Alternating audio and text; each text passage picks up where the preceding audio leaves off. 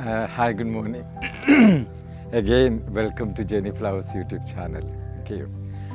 നമ്മൾ ഈ യൂട്യൂബിലും ന്യൂസിലും ഒക്കെ കേൾക്കുന്ന ഒരു കേരളം ഉണ്ടല്ലോ, ഒരു ഭീകരത അല്ലെങ്കിൽ ഒരു പേടിപ്പെടുത്തുന്ന, അവിടെ വഴക്ക്, ഇവിടെ രാഷ്ട്രീയം, അവിടെ എന്തൊക്കെയോ.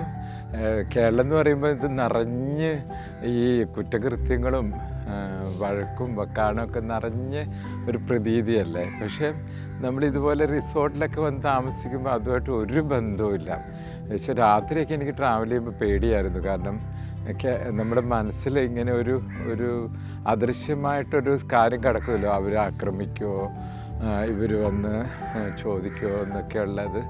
പക്ഷേ പകൽ നമ്മൾ ഇവിടെ താമസിക്കുമ്പം നമുക്ക് ശരിക്കും വർത്തമാനം പറയാനുള്ളൊരു മൂഡ് ക്രിയേറ്റ് ചെയ്യുന്നുണ്ടത്. അങ്ങനെ എൻ്റെ ഹിസ്റ്ററി പറയുകയാണെങ്കിൽ ബിസിനസ്സും എൻ്റെ ആ മോൾഡിങ്ങും വന്ന വഴികളും ഒക്കെ കുറിച്ച് പറയുകയാണെങ്കിൽ ഞാൻ അന്ന് ദുബായിലേക്ക് വരേണ്ട ഒരു ഇതിലേക്ക് വരെ സ്റ്റോപ്പ് ചെയ്തിരുന്നു അല്ലേ. നാട്ടുകാരെല്ലാവരും കൂടി എന്നെ യാത്ര അയക്കുന്നതും, അന്നത്തെ കാലത്ത് ദുബായിലേക്ക് ഗൾഫിലേക്ക് പോകാമെന്ന് പറയുന്ന ഒരു വലിയൊരു സംഭവമായിരുന്നു. ശരിക്കും പറഞ്ഞാൽ അടുത്തുള്ളവരൊക്കെ നമുക്ക് പൈസ കൊണ്ട് തരും.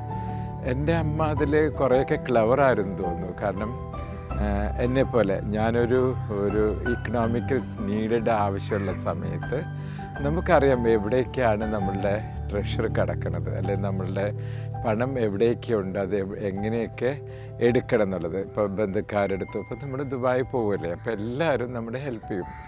അങ്ങനെ അമ്മ എൻ്റെ പെട്ടി പ്രിപ്പയർ ചെയ്ത് തന്നു. പിന്നെ വണ്ടിയിൽ ബസ്സിൽ നമുക്ക് ബോംബെയിൽ എത്തണം. ബോംബെയിലാണ് പിന്നെ അവിടുന്ന് ഒരു ഏജൻറ്റ് നമ്മുടെ പേപ്പർ വർക്കെല്ലാം, വിസ മാത്രമല്ലേ കയ്യിലുള്ളൂ, പേപ്പർ വർക്കെല്ലാം തീർത്ത് അവിടുന്ന് വേണം ഫ്ലൈറ്റിലേക്ക് പോകാൻ. അന്നത്തെ കാലത്ത് കുവൈറ്റ് എയർലൈൻസ് എന്നൊരു ഫ്ലൈറ്റ് മാത്രമേ ഉണ്ടായിരുന്നുള്ളൂ എന്ന് എനിക്ക് തോന്നുന്നത്.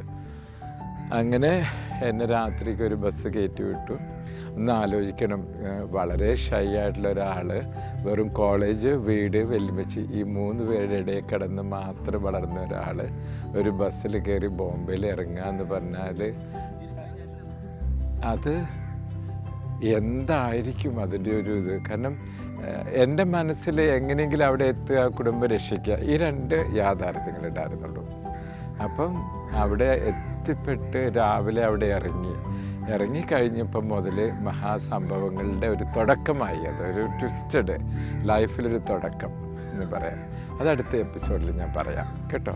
ഒരുപാട് കഥകൾ, ഒരുപാട് അനുഭവങ്ങൾ അതുമായിട്ട് ഇത് 42 വർഷത്തായി ഈ പ്രവാസ ജീവിതം തുടങ്ങിയിട്ട്. അതിനിടയ്ക്ക് വന്ന ഒരുപാട് കഥകൾ നിങ്ങൾക്ക് കേൾപ്പിക്കാം.